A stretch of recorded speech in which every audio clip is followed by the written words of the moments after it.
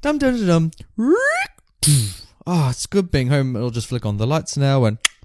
Ugh! Well, hiya, Nathan. Nathan, it's good to see you. It's good to see that you're finally home. Brenton, what are you doing in my home? What do you mean, what am I doing in your home? Oh, mate, I was just here. I thought I'd get here early before the guests arrived. What guests? What guests, you little rascal, you here? Come join me. Come have a glass of whiskey, you know. I kind of helped myself over here, you know. So, are you good to go? Like, I mean, like, are the others going to be here soon? I'm just enjoying this nice... What? What are you confused about? I'm not drinking tonight. What are you doing in my... What? Is that a script I see in your hand?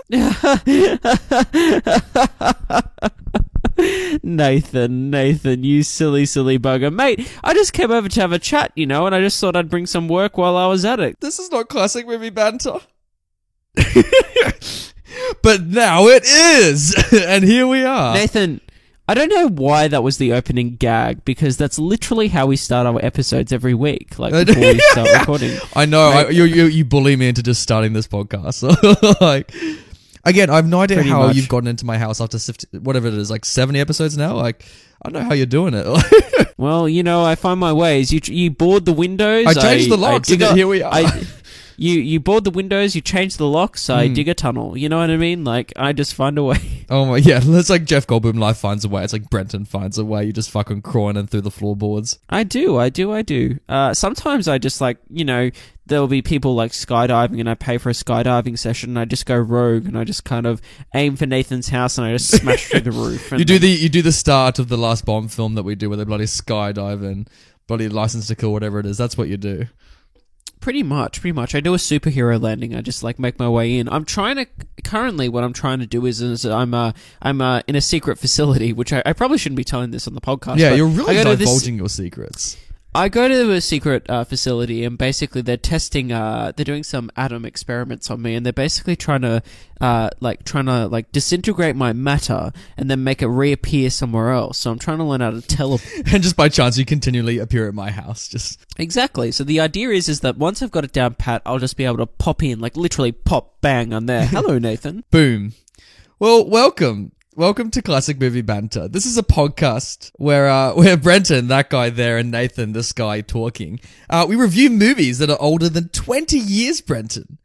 And, we say whether they're worth watching in the year that you're currently listening. Right now it's 2019, but in the future, who knows when you're listening? If you're listening from the year 2022, then boy, I hope the Japanese Olympics were a good time. Well, hey, you never know. Maybe the people listening are so far in the future that the aliens have invaded or they've revealed that they were amongst us the whole time. And so the whole like time like system has changed. So we're no longer like in the year 2040 or whatever it is. It's like we're in ZYH.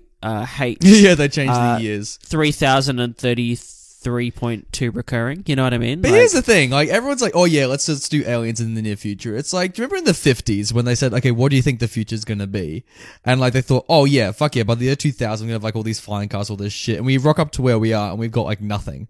The same thing's going to happen. Everyone's like, oh, by 2080, like we're going to have all this shit. It's like, we might have like 3 things that are different. Apart from that, it's pretty much going to be the same shit. Hey Nathan, you know what? I can't really remember what was in the 50s because I wasn't born yet. So, you know, I know you're an old man, but you know. Plot twist, I'm actually in my like 70s. That's the reason we mention our age in the podcast.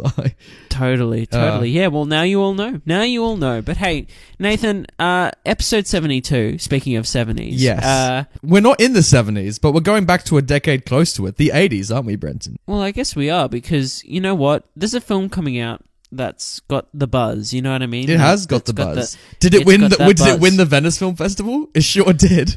It sure did. Won that Golden Lion? Fuck yeah. Yeah. Look, we're not talking about Joker, obviously, but we're talking about a film that inspired, one of the films that inspired, one of the works that inspired Joker, and that is The King of Comedy. Martin Scorsese's The King of Comedy. We're back with Scorsese. Yeah, we're back. We're back again. It's been a while. I'm glad we're back, to be honest. Yeah, after Raging Bull, it's been so long, so I'm glad he's back in the house. Like, It's great. After Bloody Temptation and Raging Bull, oh boy, are we climbing up ladders. But Brenton, I know nothing about the King of Comedy. Plot twist I do because I've seen this movie. But imagine if I didn't, and you, Martin Scorsese, walk into my office and you pitch me this movie. Let's fucking go. All right. Hello. Hey guys. Go! Hey guys. So basically, this film that I'm going to make is about this one guy called Rupert Pupkin. Okay? What a great name for a character. Thank you, Hollywood producer. I really appreciate it. Rupert Pupkin is a comedian. And he's a struggling comedian. He's an amateur comedian. He has not yet made his big break. Aren't we all? I know. Exactly. Precisely. Like, it's very relatable, this film, no. But, so he's trying to, make his way in the comedy industry. And so, but the only way that this character sees fit, the only way he can make his big break is if he goes onto this certain talk show that's run by this other famous comedian. And so as the film progresses, we learn that Rupert Pupkin is a man who is, let's say, slightly not. I'm trying to find the word to describe Rupert Pupkin. Something's not quite right. He's a bit unhinged. He's a bit too attached to his own fantasies and his own ideas of how things will play out. And that gets him into trouble in certain circumstances. And basically, the film follows him trying to make it big and become the king of comedy, and by basically whatever means necessary. By any means necessary. And he will fight. He will do whatever he needs to do to make it to the top. And that is the king of comedy. It sounds like, Brenton, this film that you're pitching me, it sounds like it escalates a lot. Would you say it's a film about escalation? I don't know if it's a film about escalation, but there is the film escalates. Yeah, there's it builds.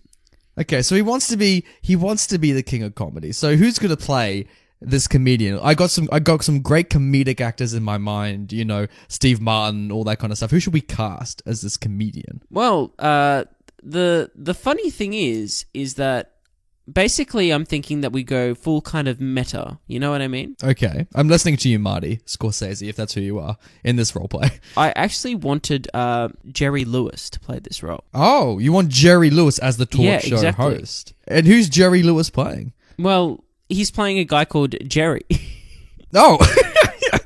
So he's okay. Oh, so he's pretty much just playing himself. Okay, pretty much. Why not? And who's this up and coming comedian, this king of comedy? What comedic actor are we gonna? Is it Robin Williams? Who are we gonna cast in this comedic role? The role I don't think is necessarily comedic. I mean, it requires an actor of great skill and great dramatic ability, but also some comedic ability as well. But I'm thinking Robert De Niro. Robert De Niro. I don't think I've ever laughed at Robert De Niro before. So what an interesting thing. I'm not necessarily making it comedy here. I'm making a film. You know what I mean? A film that is there's comedic elements in it, but it's also very unsettling and dramatic in some senses as well. There you go. All right. Well, guess what? I'm going to give you millions of dollars, Martin Scorsese. I've seen your horrible film, The Temptation of Christ, and I've seen your great film, Raging Bull. So hopefully this will be either here or there.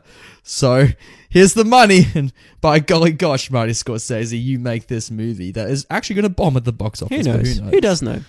We know, but who knows? But they didn't. Who knows? Brenton, what a pitch! I'm amazed that you wore the glasses and wig for Marty Scorsese. You really transformed. No, I did not. Stop bullshitting the audience, Nathan. Could you do a good Martin Scorsese impression? No, fuck no. He's like, he has a very he has an overbite kind of thing. I guess, but with a New York tinge in it. I can't do it. I'm sure if I worked on it, maybe, but being thrown in the deep end here in the podcast, I don't know. But Nathan, let's get into it. I just want to get into talking about this movie because I agree. I've got some things to say. Good. This is a medium where you can say some things. I know. It's that's encouraged. kind of why I guess that's kind of why we started this to begin with. It is.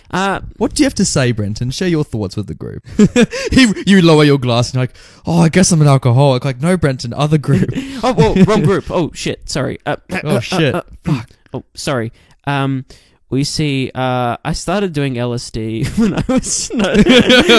Oh, no.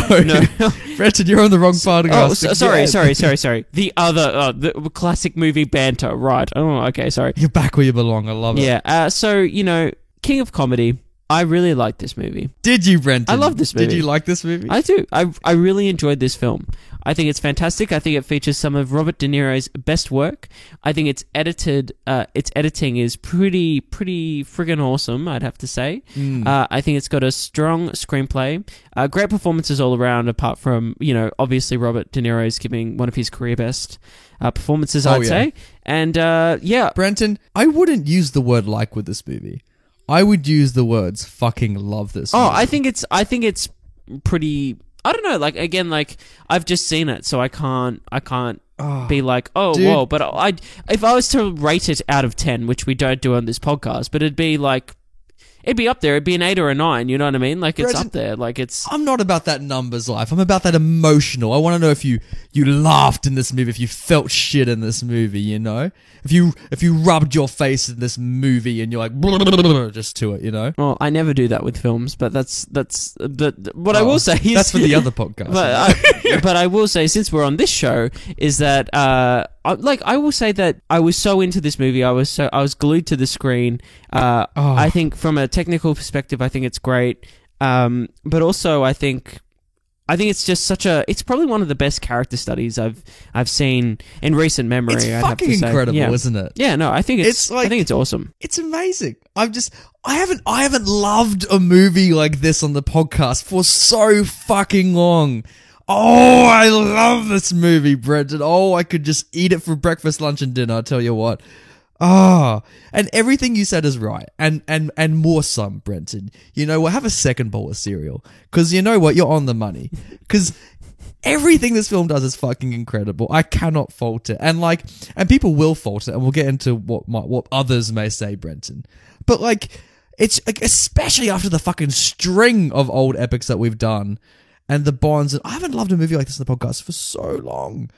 And it's great. It's well paced. You just stick with Robert De Niro, and you work out really early on that there is something definitely wrong with Kevin. Like, there's some shit that ain't right. And he comes across as this guy who's this innocent, hello, I just want to be a comedian. He's all very innocent and hoo. But then as the film unravels, there is something fucked up about him, and you start to question his. What I love about him is that he's an unreliable narrator. You question everything, every scene, and you go, is this what's actually happening? And as the film escalates, you're going, oh, fuck. And you start to get some answers, and you're like, oh, fuck. And you just respond. Brenton, I'm grabbing you by the shoulders and shaking you. I'm like, did you respond? Yeah, no, I definitely did. I think, like I said, for me, what my takeaways from walking out of this was just I had a real blast of a time, and I couldn't honestly wait to watch it again. I think it's pretty awesome. Obviously, it's Scorsese, who I would say is up there with being one of, if not my favorite directors of all time. And the man can just do it all. This film is funny at times. He can. It's funny at times. Tell you what, that man loves a bloody PowerPoint presentation, doesn't he? What do you mean? With his you know the opening credits when after the scene with the car and there's a little freeze frame and then they all all the fucking titles slide in some weird fucking 2000. I didn't even go to PowerPoint when I see shit like that, dude. I just go, oh yeah, man. It puts me in the zone. I don't know. I really enjoyed the opening. Fuck yeah, scene transitions. I really enjoyed the opening credits, if I'm being honest. I liked the freeze frame it chose. I think it said a lot. Again, his music choice is just great through the whole film. Music's good. Music's very good. But again, if I'm gonna give the creme de la crop, the thing that's the best thing about this movie, I gotta say that for me the biggest takeaway, apart from obviously you walk out and you go, holy shit, what a great movie and what a great time, and look where we started and look where it ended and look where that film took me, is that I walked out of this movie just going, Robert De Niro is one of the greatest actors of all time. I think he's incredible. He is this. I think this might be his best work, and that's coming after Randy. I know. Moore. I think it could be. It's up there for me with one of the best performances I've seen the man give. And I just think his artistry and his his work is just so invigorating, and so it's many little moments, Yeah, totally. where he's so unsettling, isn't it? It's pretty incredible. I think, like you said, I think this could be one of his best performances he's ever given, and I was astounded watching it. And again, you know that Robert De Niro is one of the greatest actors of all time. There's no denying that. But watching this, it's like the proof is in the pudding, and you're just like, yes, you're on board from the word go, and you're on board to the very end, obviously. And it just keeps escalating. And on top of that, like, I think, like, this kind of story and this character, you know, it doesn't spell like your Hollywood, like the film that's gonna bring everyone into the cinema, and the character that's gonna get everyone going. But at the same time, I think if you give this a chance, you're gonna be really surprised and get on board with what this film's about, what this character's about. And it's just such a perfect, like, character study that, like, it's just nice to see that done, and it's fun to spend some time with this guy. And on top of that, you have that other element of what you said, Nathan, is that, like, because it's so unreliable in terms of the main character's narration, like, you don't know what's fantasy and what's reality. And whenever a film can do that perfectly, because, like, there's few who can. I think, like, it doesn't overplay the moments that, like, you might think are a bit, like, over the top. Like, it's all grounded in a reality that makes you question of, like, is this real? Is this actually happening? Or is this once again inside this guy's head? I completely agree. And, like, because you guess it early on, you think a lot in this movie. This is a movie that really makes you think the whole way through. You're not being lazy with it. And, like, and it's such a great, and because of that, it's such a great, like examination of celebrity culture and the obsession people have with celebrities, and also kind of takes that cliche story of do whatever it takes to make it to the top in the entertainment business, and it actually shows you someone really doing whatever it takes to get to the top. And the way that Robert De Niro's plan is executed, it really makes you question who you root for in this play. Like, because it's funny, because there's not really an antagonist for the film so much. It's kind of split between both Robbie De Niro. I don't know if it's a spoiler saying the other person. No. Say it. Yeah, say it. It's fine. Yeah, like, it's split between Bobby De Niro and Jerry Lewis. And, like, and you kind of, and with the two of them, and you see the interplay between them, you really don't know what the relationship is until maybe a little bit into the movie. And then when you finally see how it executes, like, it's just incredible. And, like, his allies are also amazing. I loved the girlfriend. I loved his best friend. Like, I loved his mother. Like, all of them. Like, they're great. Yeah, I think all the supporting cast is also, like I said, everyone's bringing their A game. And even the set design, with, like, even, like, the waiting room, like, I thought was, like, it's just so good. Like, the only thing I'd want to criticize is pretty much just Robert De Niro's suit. It's a pretty shit suit, Brenton. I mean, like, sure, but, like, it's very characterful, and it lets us into, like, this guy and what he's about. And I just think, when I watch this and I walk out of it and I think, what is this movie trying to say about, you know, like, your takeaway celebrity culture and, like, what it takes to get to the top, and obviously those things. But I think there's also what I find so fascinating about this character is that the whole film, he doesn't, like, spend, like, we see him practicing, obviously, moments that, you know, he hopes to become into fruition, but for the most part, he doesn't really spend much time working on his artistry to get to the top. It's more like the other shit that he's focusing on. Oh, it's pretty good though when we do see him practice. Yeah, like his interplay with his mother when he's practicing. It's totally. So it's like the work's being done, but it's just interesting that we spend a lot of time with this guy, and what he thinks he needs to do is something, and he never takes on board anything that anyone really tells him. And so, like, yeah, I kind of walked out and I was like, I can't really say anything without spoiling it, but I was kind of, you kind of look at this guy and you're disgusted by it, but you also kind of envy his ability to just not take the no for an answer, I guess. You know what I mean? Like, it's... Yeah. And that reflects so well onto today as well. It's like he is so unsettlingly persistent. Like, he just ignores all social rules, and you're like, and you just feel so tense watching it. You're like, Jesus, like, pick up a hint. Like, when he's in conversation with other people, like, it's hard to find a moment, I think, in this film where he actually listens to what someone's saying to him. You know what I mean? Like, it's... This would work great as a play, wouldn't it? I was just thinking about that now. Like, I'd love to see him do this on stage. Yes and no, because I think at the same time, like, Scorsese brings, like, another voice to this film, and it's the voice of the director, and it's the voice behind the camera. And again, also, he's literally in this film. He is. He has a cameo, but I think what Scorsese does behind the camera is just as incredible as what's being done in front of it. Like, obviously, I say my takeaways, whoa, De Niro, holy shit, what a performance. But at the same time, the way the camera, everything is framed in this film is very intelligent. The way, again, it comes back to that use of like the fantasy versus reality, but it's just so well made that you're just constantly on board and you're constantly being led into this world from this one man's perspective. And it's very masterfully done, yeah. Now, we should address the elephant in the room, Brenton, because, like I said, this week, Joker comes out and that kind of stuff. And you and I haven't seen Joker yet. We're going to very, very soon. But just from the trailers of Joker, you could see a fair fucking bit of King of Comedy in Joker, can't you? Like, yes and no. I don't know. Like, I'm kind of reserving judgment on what Joker's going to be about. Like, you can see, like, there's odes to it, obviously, in terms of plot points, and I guess like what the film is. It's like Joker is a psychological thriller that it's also a character study on this one person, and it seems unsettling.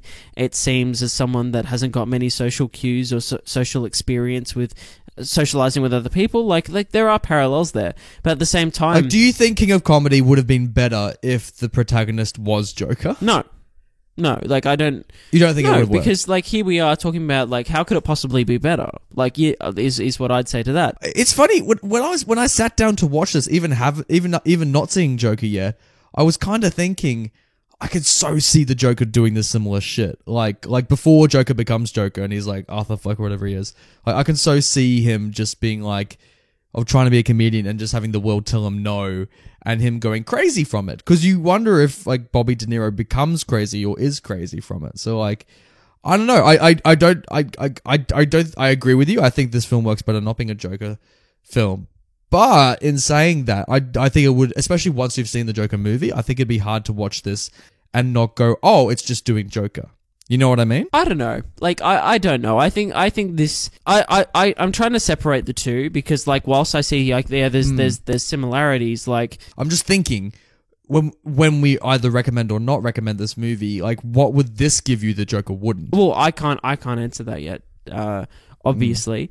All I can say is that... Do you want to get maybe to rating it then? Yeah, totally. All I'll say to that is that, obviously I think both Joker and this, like, while there's, again, Joker is kind of maybe an homage to this, or it's obviously been inspired by it, it still feels like its own thing. It still feels, And at the same time, like, I think that those homages, like the fact that De Niro's in Joker playing the Jerry Lewis role, or whatever. Yeah. But I think there's going to be something more to Joker, and not saying more as in over King of Comedy, but there's going to be differences, obviously, with the source material and obviously the characters. Yeah, there's coming obviously into play. differences, but I'm just like, I don't know. I think what this movie would do. Again, we haven't seen Joker, but I think what this movie would do, like, if you've seen Joker and go, oh, if King of Comedy is so similar, why should I watch King of Comedy? I think this is more real than what I think Joker's going for. Because you assume in Joker, like, Jokers are going to become Joker and Joaquin Phoenix is just going to go batshit crazy and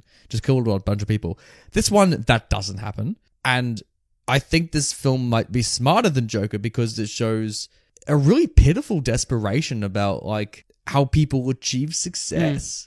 And what's behind, and the people who are the A-listers in the world, like, there's a great quote from the Sam Raimi Spider-Man trilogy that I can bring into this. Actually, maybe not. Actually, it might be from a Spider-Man comic. Actually, yeah, this actually might be from a comic that I read from a kid that was from Spider-Man. But Aunt May says to Peter at one point, she meets Norman Osborn and she doesn't like him, and then Norman Osborn leaves, and then she says to Peter that Uncle Ben used to say that he never met a successful man who never stepped on some toes. And, like, I think that quote applies quite well to here. So I think this is good for that. I think this movie is good for understanding the price paid for success. Sure. Yeah. But Brenton, my thumbs are so up. I could not recommend this higher. I think this is one of the best movies we've done on the podcast. Like, yeah, I'd agree. I loved it. I also give it thumbs up. I think it's it's very masterfully created, and yeah, I can't wait to watch it again. It's for the whole family, isn't it, Brenton? Yeah. Yes and no.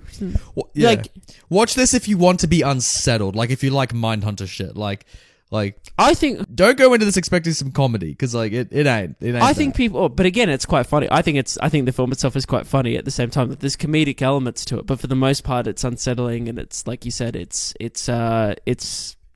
it's its own thing. Yeah, it's just really interesting to watch, and I think most people will walk away and have a great time watching this film. But yeah, I can't. All I'll say is I can't wait to watch it again. Yeah, I agree. Well, Brenton, can you drop some spoilers on us?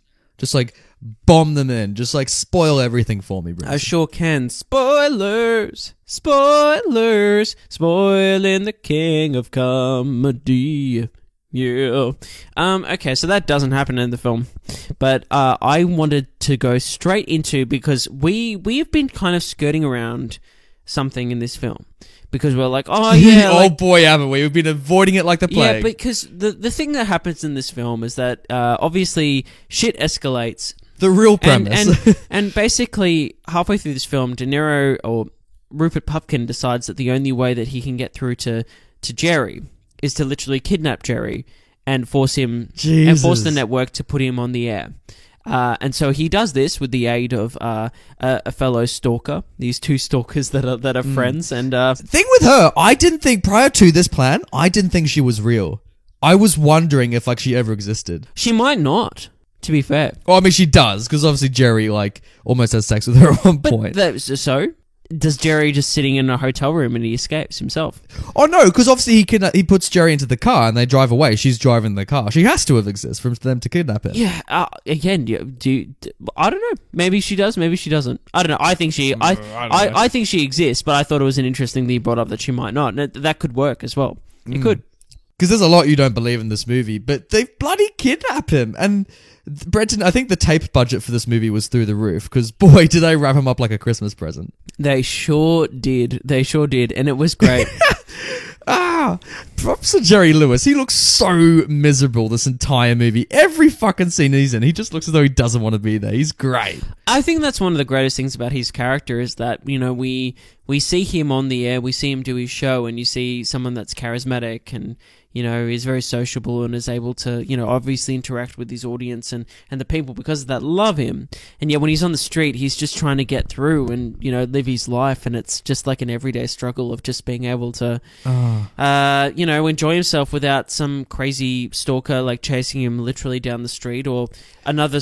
But I love that, like the juxtaposition of Jerry walking down the street, because there's points where people are like, hey Jerry, what a good guy, hey, it's Jerry, and he's like, everyone's like shouting at him. But then there's that one moment where he walks past the woman on the phone, and he won't talk to her friend, and she's like, fuck you, I hope you'll get cancer, like. Totally. And she's just been singing his praises and about what a great guy he seems to be, and how she watches the show every night, and he says, oh, sorry, I'm actually late, I've got to get to something, because she asked him to do something, and this woman, just the turn is just instantaneous, and it's quite... Oh, just out of nowhere, I'm like, fucking hell, like Jerry must have such a colourful life anyway, let alone be kidnapped. And I love like how fucking terrible Bobby De Niro and his friend is, because like, I love it when they kidnap him, just like everything fucks up, like he can't even write on the cards properly. No. It's great. That whole scene is like where he's bumbling along, and there's cards that are the wrong way around, and there's cards back to front, like it's just fantastic, and yeah, like, but at the same time, like it what's more interesting, like I was getting major network vibes actually at the end of this film, of like a network being having to make this would be a good double bill actually if you watch this and Network back to back. But this network that's just has to make these big decisions, and these people just aren't really capable of doing like the humane thing, and instead of like not negotiating with like the madman, like they let this guy on the air and he does his show. Like it happens. And because of that, obviously, or maybe not, he gets his success. Like he goes to prison obviously for a couple years, and then comes out and has his biography, and then, you know, his comedy career takes off. Supposedly. Obviously that may or may not happen in the context of this film, because there's a pretty clear point that, hey, maybe De Niro just did go to jail, and that's what's keeping him going, is this imagination of like... That's it! That's the whole thing, like, because I was surprised all that happens, like, because the whole time that the FBI is stringing him along, and they're like, oh yeah, we'll follow your fucking plan, and everyone's like cooperating. I'm like, there is no scenario on earth where they would let him like do stand up on the air. Like if you've been kidnapped, like no, it doesn't happen. Like, and then like, yeah, when you, as you said, Brett, like when he finds that success, the whole time I was sitting there just being like, does he find success? Because you find out from a TV. So like you don't. Yeah. It's like a newsreel. It's like, is this a newsreel that just Robert De Niro thinks he's like having in his head? Because did you think at the start of the movie when he's having lunch with Jerry, because it awkwardly like goes from that meeting in the car to him like having lunch with Jerry. So I thought it was a flash forward.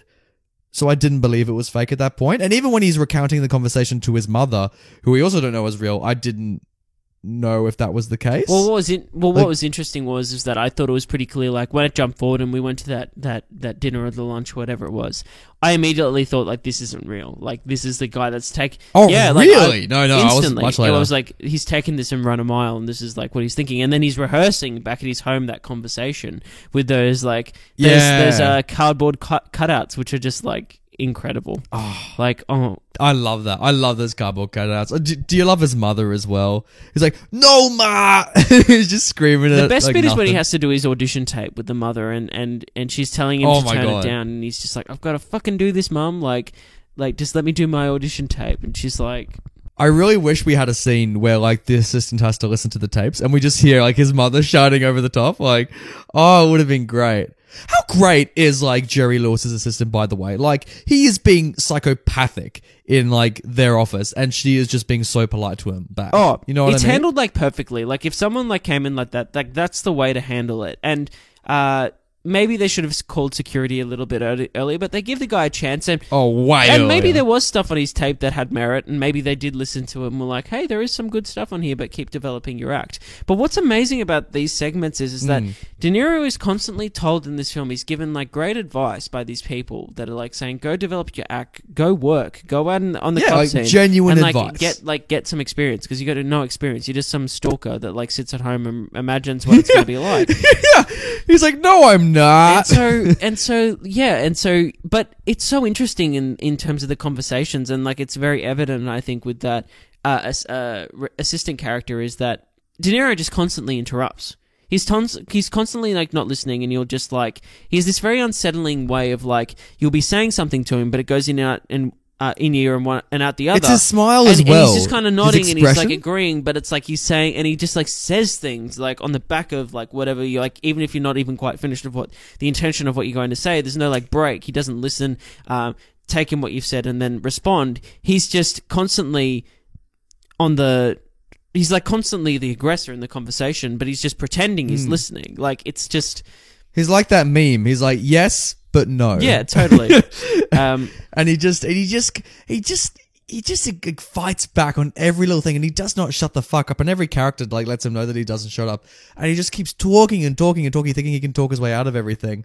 Like, how awkward is it when he fucking breaks into Jerry Lewis's like summer home? Oh, it's a great scene. Like, and I will say on the back of that as well, it's so awkward. I really love that the character of this girl that he is kind of like, you know, that he invites on the date and then like says that he knows Jerry Lewis, and he's like, come on, let's go to his house and spend the weekend or whatever. By the way, who gives their own autograph on a date? I mean, clearly, This is the most ridiculous thing I've ever seen. like, I like it. I think it's like, well, I don't personally do that, but I'm like, Oh, do you do it all the time? But my point is, like, I like it for the character. I like it that it's like, Brenton, put your autograph down. please, Nathan, take it. No, but I No. I think for the character, it's like one of the most telling moments of like, and it's also one of the most telling moments in the film that despite all this, she still wants just that little bit chance of like something better, you know what I mean? And she wants to, and so like she blindly kind of follows him, even though she seems like a pretty level-headed person in a lot of ways, but in other ways she's just that bit immature, and so she gets sucked in and turns up to that house.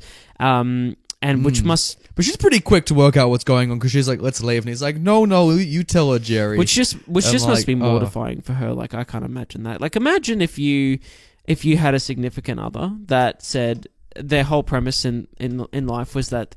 Yeah, we're going to a mate's house. Yeah, no, you've been seeing this person, you've been on a couple dates, and they say, yeah, I'm so and so, and guess what? Like, you know, I'm an actor myself, and yeah, I've been working around, and I'm about to do a movie with Chris Hemsworth. And you were like, oh, okay. They're like, oh, hey, he's actually invited me to my place this weekend. Do you want to like come along? And so you And you're like, fuck And you're like, yeah. okay, sure. So you turn up to the house, you go in. There's someone that answers the door that looks a bit confused, but you go in. I like to think that Chris Hemsworth has like a butler, but like a really Australian butler. He's like, "G'day, mate. Come on in, Hemsy. We'll see you in a But second." yeah, you go in and you have a couple drinks, and as far as you're concerned, everyone else is a bit late and whatnot, and Chris has just been out. You're playing with all of his like Thor weapons around the house. Like you're having a good time, and you're just like, wow, this is an incredible experience, and I never thought I'd be here. And I'd be with someone that's at this level. Like, whoa, like this is just surreal. And then Chris Hemsworth walks in the door and glares at you like Thor glares at fucking Thanos before as he's like pressing that axe into him at the end of Infinity War, and he glares at you. He just swings Stormbreaker and just beheads you in his lounge room. but And you're like, oh no! He glares at you, and at that moment you've realised you're with some fucking weirdo that has broken into Chris Hemsworth's house. Whose children may or may not be upstairs, and you are probably going to prison if you don't get out of there in that moment. And then so it's this heartbreaking scene of obviously he's on. It breaks the delusion for De Niro, doesn't it? Like you can see maybe there's a flash where De Niro's like, "Fuck," Even so, no, I would say no. It's there's no moment I think in there that's really a flash of reality checking in. There's no point in this film that I think he actually listens to someone.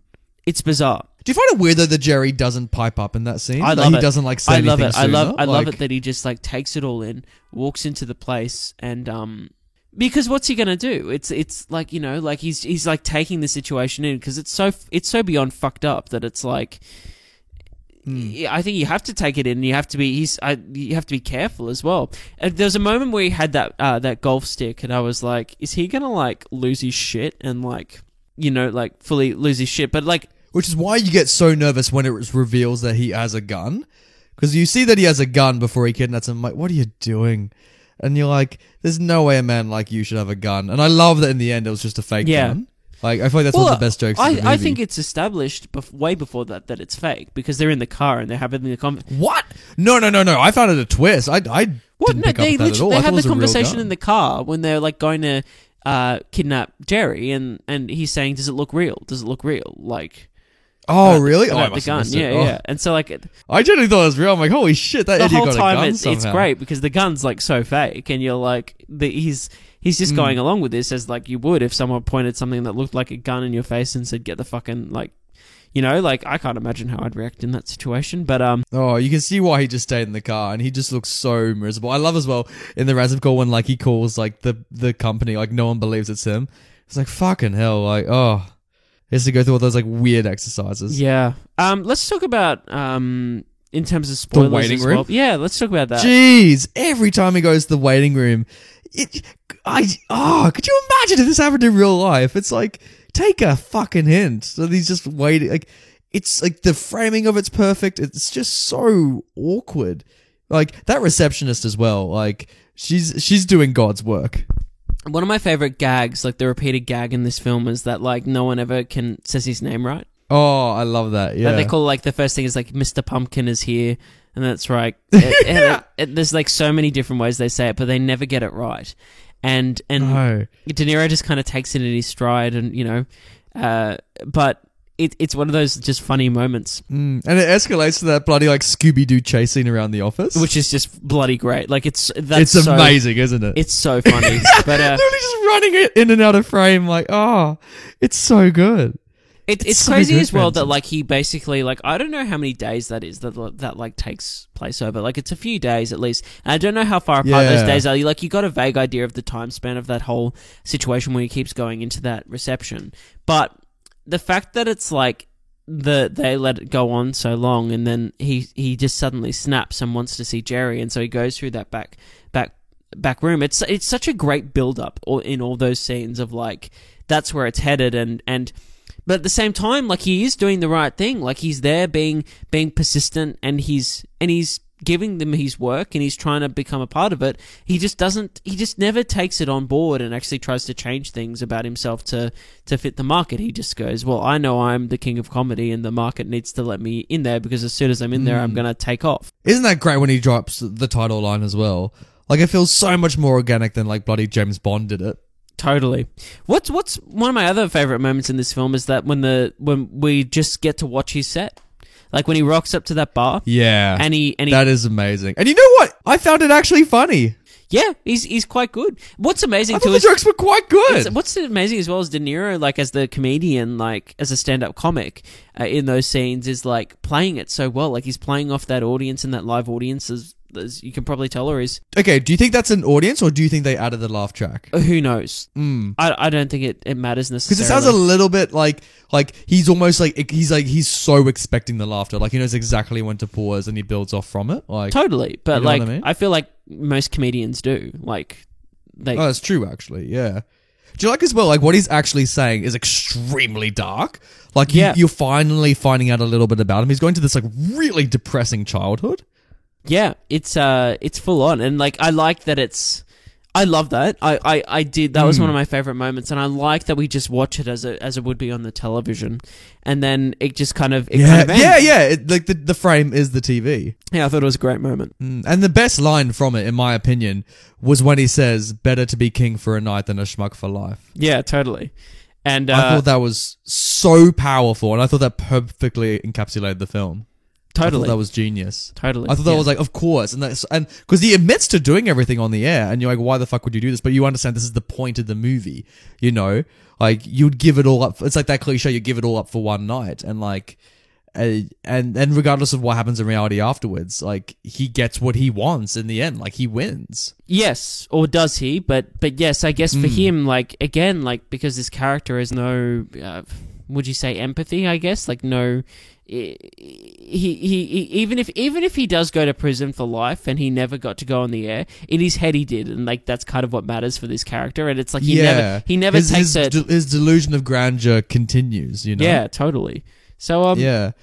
Well, Brenton, what do you think stills this movie? So I just before we continue and I describe it, I will just say that what stills this movie, for those of you who haven't listened to the show before, it's basically where Nathan and I pick a frame from the film, a still, that we think is funny, that shows something that's funny, that something that might be profound, or something that we feel is just like a nice vista, like a nice shot to look at, or something that just comes up in the conversation that we can have a chat about. And so what I chose today was this shot. And the other thing I will say on the back of that, you can find this, obviously, this picture on our YouTube channel. What I find great about this shot is that it's just visual storytelling. This is a scene where basically Rupert Pupkin is waiting in the waiting room once the receptionist has just told him, hey, like, it's time to go. Like, she basically just said that it's all done. He said, no, I'll wait for Jerry. And so they sit here, and it's this wide shot showing both the couch where he's sitting at and the whole receptionist office in the one shot. And it just stays on that for a number of moments, and you see this kind of awkward interaction between the two of them, but like nothing's really said. It's a great moment, and it's just... It's like you said, Nathan. It's like that tension kind of encapsulates the film. It's great. I love his white shoes. They look very comfy. I love his little brown suitcase. I love his dirty mo that he has the whole movie, and it's such a filthy dirty mo.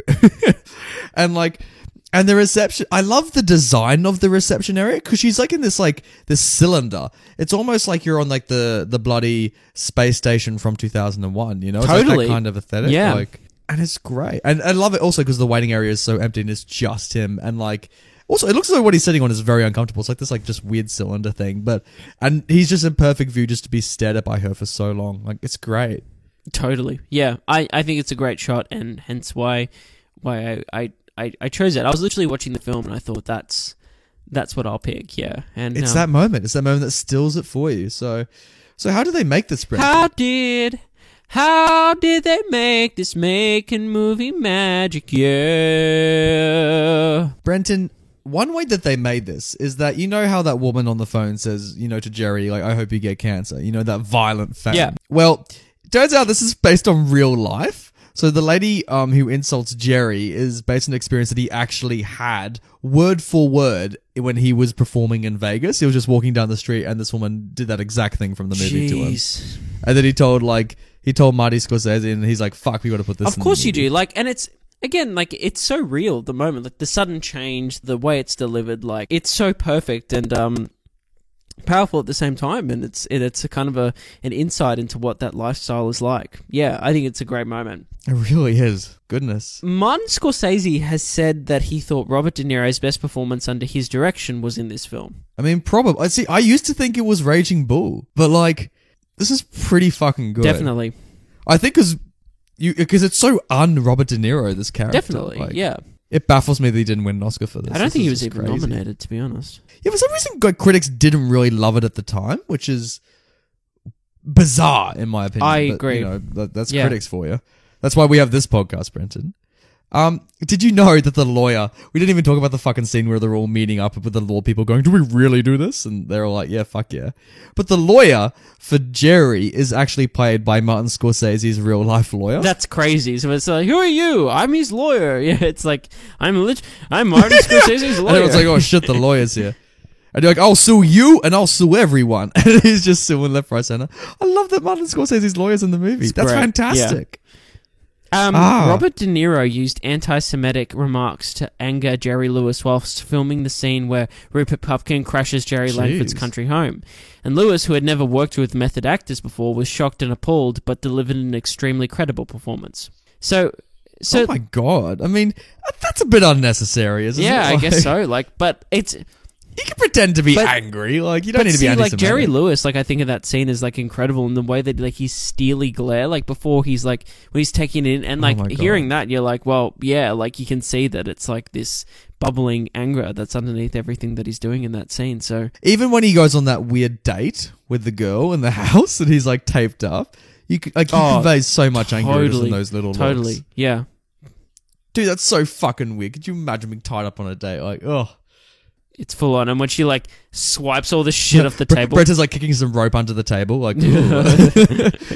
What I found fascinating with this movie is that Robert De Niro and his girlfriend from the movie are married in real life, or they were married in real life. Right. So that's Robert De Niro's real life wife. There you go. Wow. All right. Yeah, I was just like, that's kind of cool. Yeah, cool. Jerry Yeah. Lewis found Martin Scorsese's working method initially frustrating, as he was made to wait around for the first 3 days of shooting. And Lewis told Scorsese that he was a professional and was going to get paid for all the time he was made to wait, and that if Scorsese wasn't going to use him, that he could tell him then he could tell him when he wasn't needed. Oh my goodness. Jerry's done films before, sure. I don't think I've ever seen Jerry Lewis in other stuff before, so... But he looks very familiar, I must say. What's he doing? Just bloody read a book while you're waiting, like most actors. I guess so. You know what's really weird about this movie? This is the last fact I have. So with the stalking element of it, so Robert De Niro, so when he was preparing for this role, he developed a role reversal technique. So Robert De Niro chased down his own autograph hunters and he stalked them, asking them lots of questions. And Scorsese remembered that he even agreed to meet and talk with one of his longtime stalkers. So De Niro asked the guy around to his house to have dinner with De Niro, and he's one of the De Niro's stalkers. And then when the stalker finally came, he sat him down at his house for dinner, and De Niro asked him, "Why are you stalking me? What do you want?" And then the stalker replied, "Well, I wanted to have dinner with you and have a chat, and my mum asked me to say hi." It's my understanding that one of these stalkers as well that Robert De Niro chased down, that he actually invited to lunch to like have a conversation with him and whatnot about it. And what a bizarre experience, like talking to... Could you imagine, like... Imagine if that's how we get Willem Dafoe to do this podcast. Like, Is that his preparation? He's preparing for a role, and so he needs to talk to some stalkers. So he comes on the show. Jeez, like what? Oh God, what does that say about the show? We've come full circle, haven't we? The Brenton? last thing I just wanted to say was I thought this was really interesting is that Steve Carell is a huge fan of the film, and partially based his performance in Foxcatcher on De Niro in this film, which I just thought was interesting. Have you seen Foxcatcher? I don't know if the movie's great. I think the performances in the film are great. Yeah. I guess, yeah, because especially if you don't love wrestling that much, it's not. It's not even that. It's just it's very. Well, one, it's very slow, which I don't mind. Like I like slow movies sometimes, but I like. But there's good slow. Yeah, and I think bad it was slow. just a bit muddled towards the end of the second act is what I'd say about Foxcatcher. But it's all right. Like I think the performances are great. Title talk for Foxcatcher. I was very upset there were no foxes catched. Hey, I mean, like, it was a true shame. Yeah. Well, hey, let's look at this film's poster. Tell you what, dude, I fucking It's a love good one, this isn't poster. it? It's simple. The only thing I dislike is like the cement background color of it. It's quite bland. Yeah, it'd be nice if it was like I don't know, maybe a blue or something, like the blue that the subtitle is kind of like that blue, and then maybe make that subtitle white or something. Like I think that would make it a bit more vibrant. But hey, I like what it's going for, and I like that it's It's two cards. It's two playing cards. One of them's a Joker card with Robert De Niro in it, like putting his hands up, going like, "Hey, I'm a comedian. I'm holding the crown." And the other one's a King's card with Jerry Lewis, like being a king on a King's card, but he's got his like mouth like duct tape shut. And it's got the tagline above it. It's no laughing matter. Nobody knows Rupert Pupkin, but after 11:30 tonight, no one will ever forget him, which is a great tag. And yeah, Rupert Pupkin has stolen the King's crown, and so he's aloft. He's holding it aloft high, and you know, he's giving us it's pretty cheesy good. grin. Yeah. I wouldn't change much about this. Like, it's a pretty good time. I love. Oh, but do you love that his card is on the Joker? I mean, it's ironic, isn't it? Given that everything that's happening now, like It's so ironic, isn't it? Like, it's perfect because this poster was made decades ago. So yeah. I love it. I love the way Nathan, it happened. now that we've discussed the poster, can we talk about title talk? I think this is a great title, The King of Comedy. Well, I was going to say, it was the King of Comedy in the King of Comedy. Yes, he was. He's the protagonist. Although it's never really explained why he asks to be called the King of Comedy. Like, I guess it matches that delusion he has about being the best. Totally. Like, and for someone to be announced on that show as the King of Comedy, I mean, like, it's pretty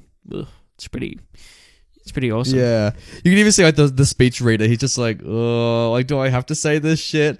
And Martin Scorsese playing the director, which is ironic. He's just like, yeah, fucking do it. do what you're told. Like, okay, fucking do it, bro. Yeah. Yeah. And the guy goes to Martin Scorsese, "Are you in character or just speaking as the director right now?" And and Scorsese's like, "You work it out." Cut. Yeah. Oh, thank God. So Nathan, now that we've covered all of our bases, really, I'd just like to say that I would love to pass the power to the people. Let's pass it to the people, the power. I'm losing count how many aneurysms you have on this show, dude. Like, so am I. Oh no. The people the critics, they gave this movie 91% that tomato meter, and the audiences gave it 90. Hey. So all around, roses are being thrown towards the stage. Hey, catch him, Robert De Niro. Catch him. Up. Oh, you got him. They'd be so funny. Like, Robert De Niro finishes his stand-up, and then suddenly all these flowers are hurtled at him. He's like, ugh. He's just like batting them away. So, Nathan, I'll kick us off, and I'll talk about... I'll talk about Variety Staff's review from Variety. Well, Variety, like it's Variety Staff isn't the name of. Maybe I was wondering if Variety is Staff, like, which it obviously isn't. It's Variety Staff, but if that was the name of someone, you know what I mean? Like, yeah, hello, I'm Mr. Staff, Variety Staff. From Variety, gave it a negative review. It's a rotten review, and said, to be sure, Robert De Niro turns in another virtuoso performance for Martin Scorsese, just as in their 4 previous efforts. But, once again, and even more so, they come up with a character that it's hard to spend time with. Hey, I mean, like... Bullshit. This is a great character to spend time with. Okay, also, that's the point. You're not meant to love him. This is the thing, like, if we start, like, making, like, films... based around just people that we'd love, like about our mates, for example, and who those people are and what their lot in life. Like, I mean, like, sure, like there's lots of interesting people in the world. I'm not just saying that you can't have characters that are complex, that are just like regular Joes and are nice people, but sometimes we need to like learn about and have character studies on about these type of people that are unhinged and their story kind of needs to be heard in a way. Yeah, exactly. The whole point of this movie is to understand these people who are desperate to do the extremes, and these people who are driven to the very edge, and they have to become these outcasts of society. We have to understand, why they do these things. In the same way people love crime dramas, Yeah. Yeah, it's very Scorsese. Chuck O'Leary from Fantasia Daily, he wrote, "This is one of the most disturbing, thought-provoking, and funniest films of the 80s. This underappreciated Scorsese is great, and even more relevant today than ever." Yeah, I mean, like, I agree. Disturbing, thought-provoking, and funny is a great descriptions for this film. I don't know, like, I get it's underappreciated, but I I don't know, like more relevant today than ever. Like I get what you're saying. Oh, I think when you compare the obsession with celebrity, I think probably today it resonates as much as it did in the 80s, at least. Like, you know, especially with young people, you know, wanting to be these bloggers and these YouTubers and these TikTokers, you know, and these people's lives that they're so exposed to. I don't know. I feel like this really, you know, in the same way you know how you see young people start their own YouTube channels and they try and like be these famous vloggers or whatever. Like, you must know people who've tried to be vloggers, and it's painful, isn't it? What do you mean? Like you know, like they're trying to so obviously replicate a style of a YouTuber or something like that they've seen when they're doing their own vlog. Sure, I get what you're saying. Like, it's a performance. Like, it's not real. I get that. Yeah, exactly. They're trying to They're trying to do something like that. So I know. I feel like this definitely has relevance today. I don't think that obsession with celebrity has done. Oh no, I agree. I think it's still relevant today.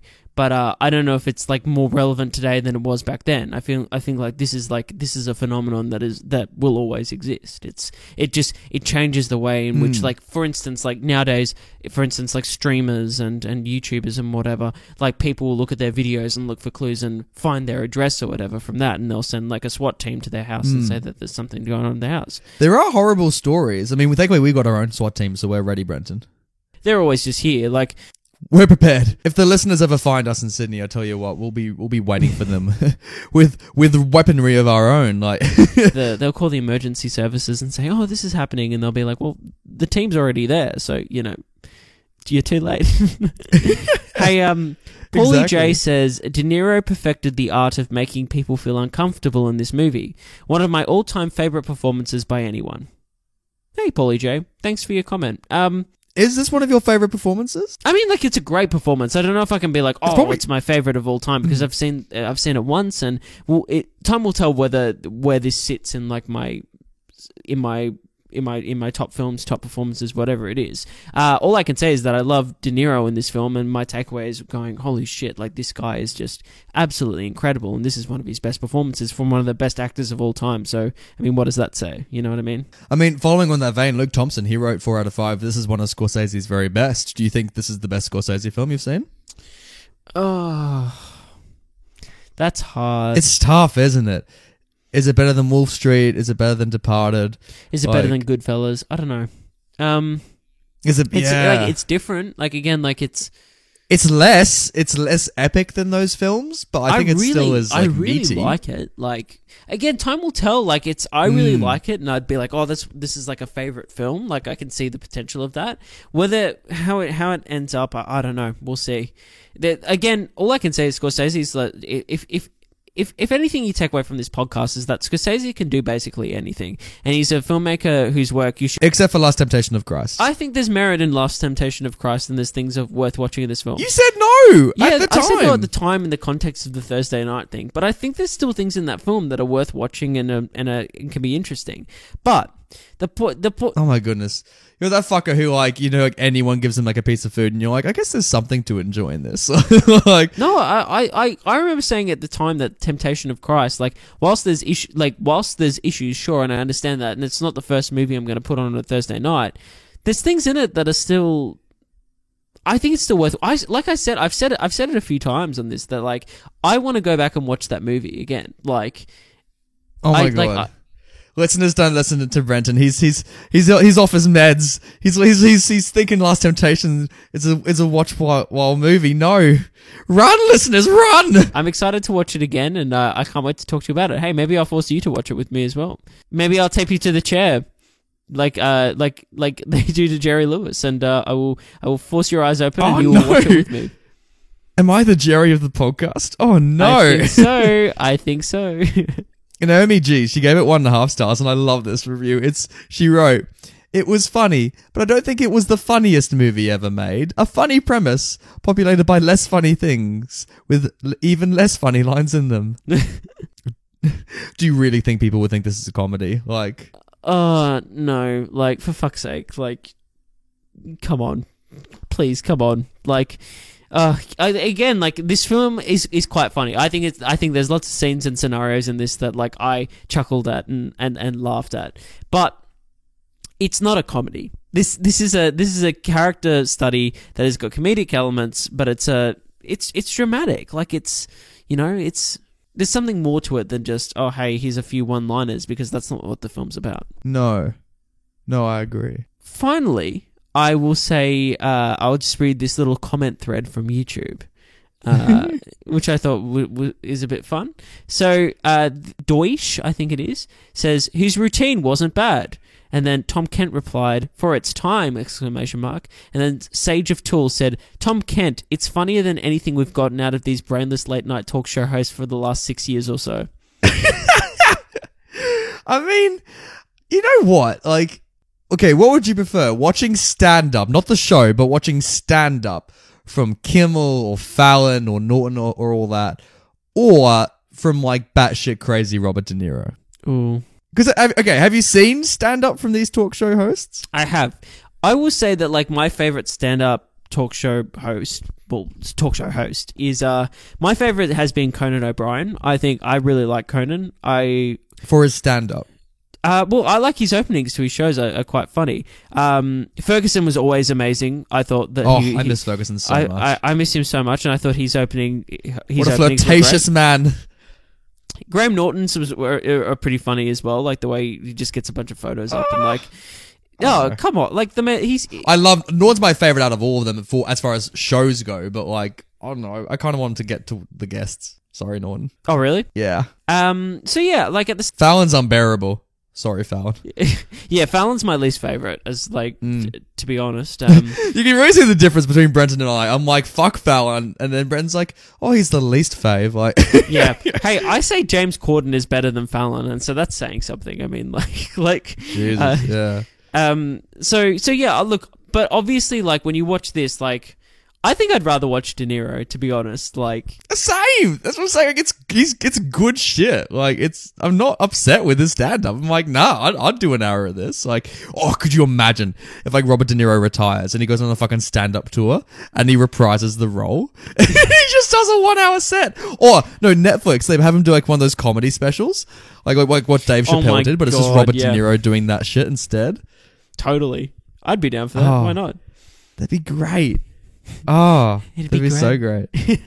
Well, hey Nathan, that is the king of comedy. That is the king of comedy. I really hope people don't, think of Joker too much when they watch this movie. I hope they get something out of it. I can't wait to see Joker as well, and I don't really want to compare it because I don't think it's worth comparing, to be honest. Like, I think it'll be interesting to see the if we don't, someone will, Brenton. I tell exactly. you what. But what I will say is just like this is a movie worth watching on its own merit.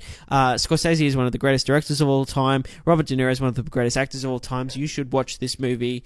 It's a good time. So thank you for listening. Thank you for joining us on this, whatever time you're listening. I hope you're listening at home with a loved one with a nice cup of mocha and we'll soon put on this movie. Yeah, Nathan, and if you guys want to get in contact with us, feel free to come to Nathan's house no, joking. Yeah, and wait in the living room patiently holding my golf clubs. No, feel free to contact us on YouTube through the comments section, to email us or even tweet at us.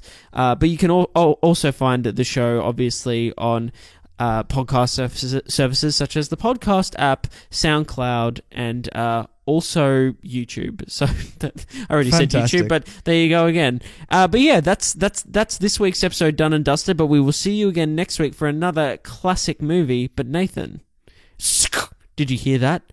That's the sound of duct tape. Just sit there whilst I. Brenton, no.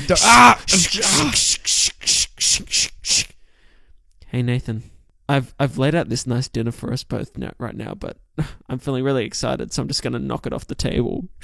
Oh my god! All right, I'm gonna turn off the mics now before the listeners hear any more.